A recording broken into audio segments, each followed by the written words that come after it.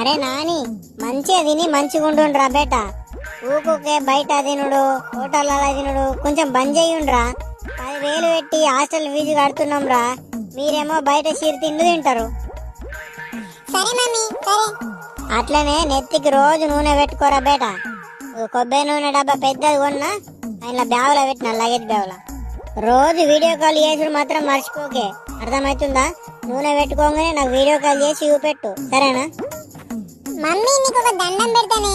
సరేనే, చేస్తా చేస్తా. ఎందుకే ఏం నెత్తి ఖరాబ్ చేస్తున్నావు నాది? మీ డాడీకి ఫోన్ చేయకపోయినా నాకైతే రోజు చేయే ఫోను, సరేనా? అరే నాని, మీ అమ్మ రేపటిదాకా ఇట్లా నెత్తి ఖరాబ్ ఏమన్నా ఖరాబ్ చేస్తుందిరా.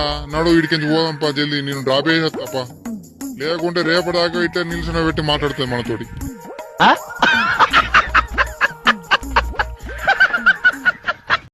అమ్మా, నేను హాస్టల్కి వద్దున్నానే. నాకు అప్పాలు, సకినాలు, లడ్డూలు, కారపూస పోసిగానే కొంచెం. ఏంద్రా పొడా, నువ్వు చదువుకునేందుకు పోతున్నావా లేకుంటే ఏడన్నా టూర్ పోతున్నావురా?